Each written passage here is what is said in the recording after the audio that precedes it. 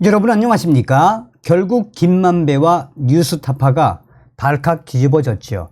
지금 언론들이 연일 김만배와 뉴스타파가 꾸민 그 음모, 윤석열 대통령 후보를 대장동 몸통으로 만들기 위한 그 음모는 제2의 병풍 사건, 무시무시한 음모였다라고 언론들이 김만배와 뉴스타파를 뒤집어 엎는 본질이 무엇이겠습니까?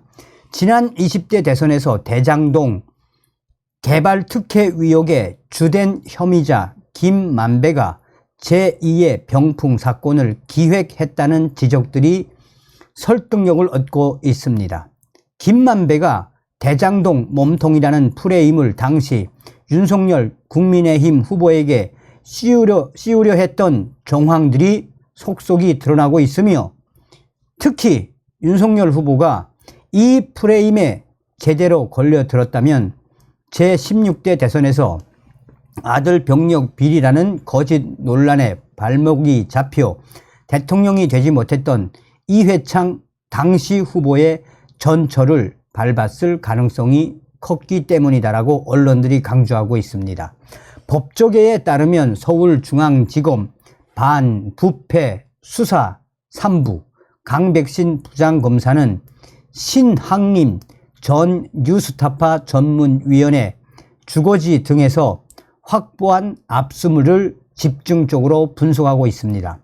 검찰은 지난 2021년 9월 15일 화천대유 자산관리 대주주 김만배 씨가 전 뉴스타파 전문위원인 신학림 위원과 뉴스타파와의 인터뷰를 진행했던 것에 주목하고 있는 것으로 알려지고 있습니다. 사실상 김만배와 뉴스타파가 짜고 윤석열 대통령을 낙선시킬 목적으로 한 것이라고 지금 현재 속속이 드러나고 있습니다. 김만배는 뉴스타파와의 인터뷰에서 2011년 윤석열 검사가 대출 브로커 조우형의 부산저축은행 수사를 덮어준 장본인이란 내용의 인터뷰를 진행했는데, 검찰은 이 인터뷰 내용이 허위라고 보고 있습니다. 또한 뉴스타파 전 전문위원인 신학민 위원은 인터뷰를 해준 대가로 1억 6,200만 원을 받았다라고 위심하고 있는 것으로 전해지고 있습니다. 신학림 전 위원은 자신이 쓴 책 3권을 김만배에게 판 금액에 부가가치세를 더해 받은 것이라고 주장하고 있지만, 검찰은 이를 거짓으로 판단하고 있습니다. 비슷한 주제의 책이 시중에서 이미 1만 8천 원 정도에 팔리고 있었고, 책이 면세였기 때문에 김만배가 청탁의 대가로 신학림 전 위원에게 돈을 줬다라고 검찰은 보고 있습니다. 신학림 전 위원과 김만배의 인터뷰는 대선 4월 전인 지난해 3월 6일 뉴스타파를 통해 보도가 됐습니다. 이는 대장동 의혹의 최종 몸통이 이재명 당시 민주당 후보라는 정설에 대한 사실상의 반박이었기 때문에 이재명 후보를 이롭게 하려는 의도에서 기획됐다라고 봐도 무방하다는 게 법조계의 주장입니다.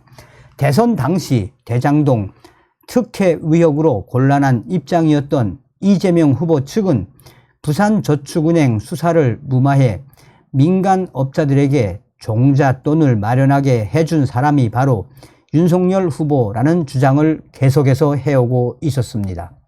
여기에 뉴스타파를 통해 보도된 김만배의 인터뷰, 그리고 지난해 2월 22일 민간업자 남욱 씨의 검찰 진술이 언론을 타면서 오히려 공세에 나서게 됐습니다. 이 남욱 씨는 2021년 11월 검찰 조사에서 당시 윤석열 후보에게 혐의가 있는 것처럼 진술한 것으로 알려져 있습니다. 조우영이 두 번째 대검 조사를 받을 때 주임 검사가 믹스 커피를 타주고 화기애애했다라고 들었다며 해당 검사가 윤석열 중수 이과 과장이라고 김만배로부터 들은 것 같다라는 내용이었습니다.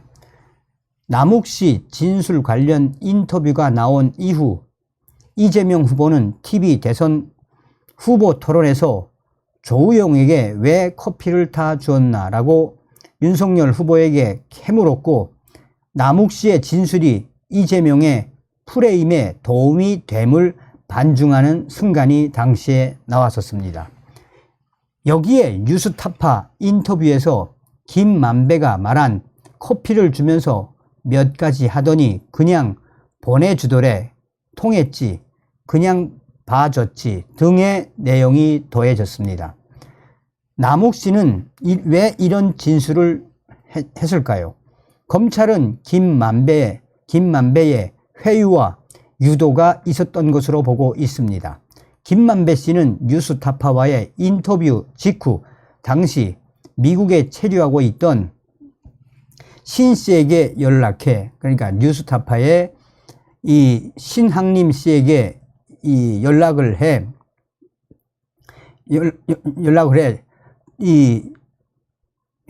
조우영 커피 타준 게 윤석열이지 라고 물었던 것으로 알려지고 있으며, 또한 남욱 씨는 2021년 검찰 조사에서 김만배 씨의 유도대로 진술했으나 후에 조사에서는 번복한 것으로 전해지고 있습니다. 즉 시기와 정황상 김만배가 이 김만배와 또 신학림 전 뉴스타파 위원, 이 시기를 종합해 보면 한마디로 이들은 윤석열 대통령을 낙선시킬 목적으로 인터뷰를 한 것으로 의심되는 정황들이 속속히 드러나고 있습니다. 이를 대선 시기에 터뜨려 간접적으로 이재명 후보에게 이롭게 하려고 했던 것으로 풀이되고 있으며, 또한 이재명 후보는 TV 토론에서 김만배 씨의 인터뷰와 남욱 씨의 진술을 적당한 때 언급을 해서 국민들에게 대장동의 몸통은 윤석열 후보라고 각인시키려고 했던 것으로 볼 수 있습니다. 검찰은 이러한 이유로 이 사건을 대선 개입으로 보고 있는 것으로 알려지고 있습니다. 이러한 김만배 씨의 설계는 2002년 대선의 향방을 가른 이 주요 이 사건이었던 병풍 사건과도 흡사하다라는 지적입니다. 전직 부사관 김대엽 씨는 이회창 당시 한나라당 후보 아들의 병력 비리와 관련한 녹음 테이프가 있다라고 주장하면서 이회창 후보에게 정말로 문제가 있는 것 같은 인상을 국민들에게 심어 주었었습니다. 이러한 가짜뉴스는 KBS에서도 대대적으로 보도가 되고 노무현 당시 후보 측에서도 문제 삼으면서 정말 병력 비리 문제가 있는 것 같은 인식이 생겨났습니다.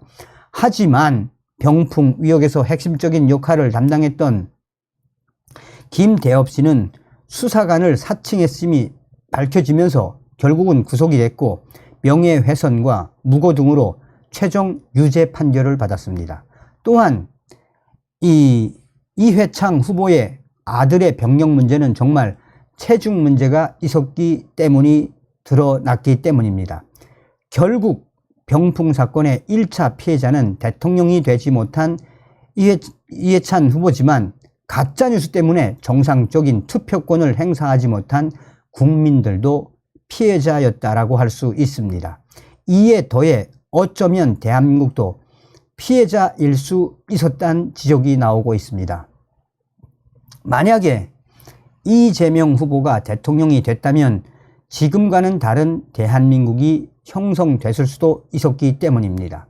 그에 반해 당시 가해자는 이 김만배 씨, 또 서른 전 위원, 가짜 뉴스를 퍼뜨리는데 앞장섰던 언론 등이 있었습니다. 20대 대선 역시 다른 결과가 초래될 수 있었습니다. 김만배 씨의 대장동 몸통 기획이 큰 파급 효과를 낳았다면 윤석열 후보가 당선되기 어려울 수 있었기 때문입니다. 결국 20년이 지나도 여전히 가짜뉴스 선동이 정치판에서 사라지지 않고 있는 문제를 바로잡기 위해서는 김만배의 설계 전모가 철저히 밝혀져야 할 것으로 보입니다. 다음 시간에 뵙겠습니다. 멸공.